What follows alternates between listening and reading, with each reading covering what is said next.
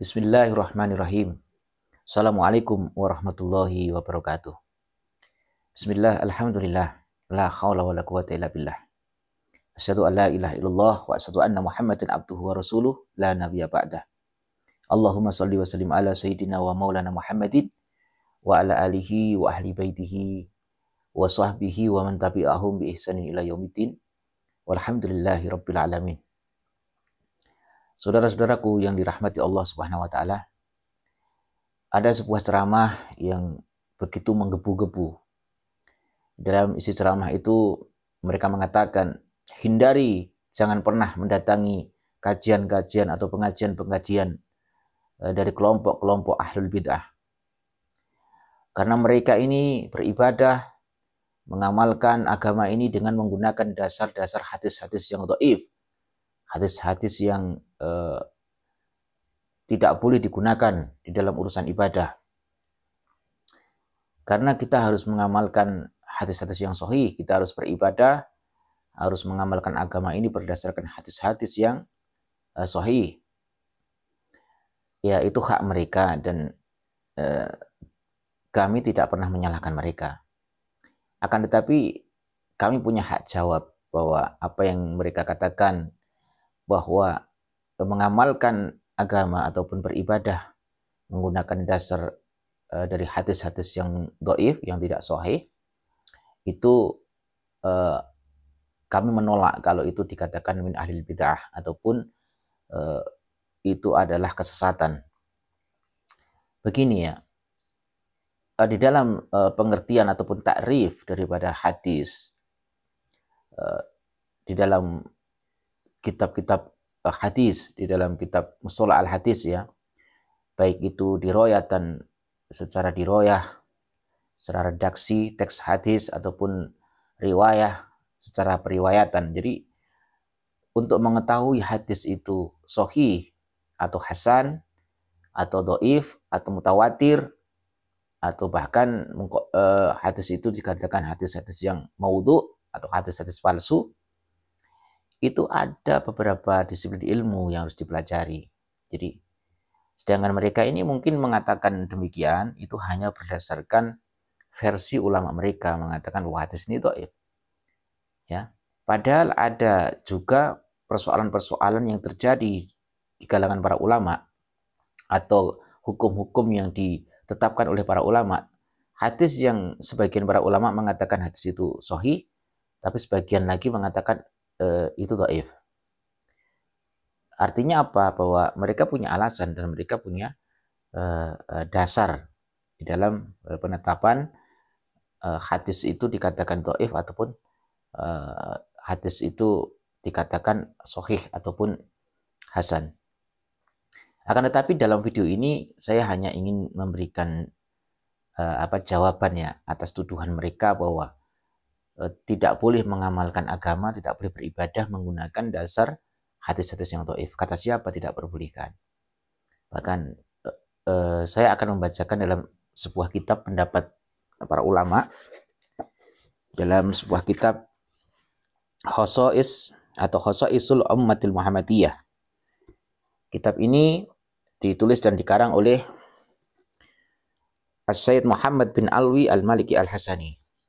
Ya. Kitab ini bernama Khosaisul Ummatil Muhammadiyah. Pada halaman yang pertama, ya, dalam halaman yang pertama, halaman yang ke-6, di dalam tanbihun muhimun, di dalam tanbihun muhimun ataupun peringatan-peringatan atau ya peringatan yang sangat penting. Al-Mu'allif mengatakan bahwa i'lam annahu qad jaa'a fi hadzal kitabi jumlatun kabiratun minal ahadisi asy-syarifati. Ketahuilah bahwa sesungguhnya telah saya hadirkan di dalam kitab ini tentang beberapa hadis-hadis yang mulia. Di antaranya adalah minha as-sahihu wal hasan.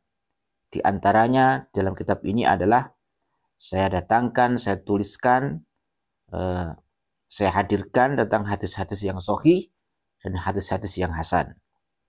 Wa minha ghairu dzalik, dan juga hadis-hadis yang selainnya itu. seperti hadis-hadis yang dhaif dan juga jenis-jenis hadis-hadis yang dhaif. Wa min adhaifi wa anwa'i. Wa qad dzakarnaha jariyan ala qaidatil ulama'i fil amali bil hadis dhaifi bisurutih. Ya, bahkan al-mu'allif mengatakan saya telah memberikan keterangan atau telah memberikan penjelasan tentang kaidah-kaidah ataupun ketetapan para ulama di dalam persoalan beramal yang menggunakan hadis-hadis yang dhaif. Tentu dengan beberapa syarat-syarat allati dzakaraha al-ulama'u fi kitabil usul.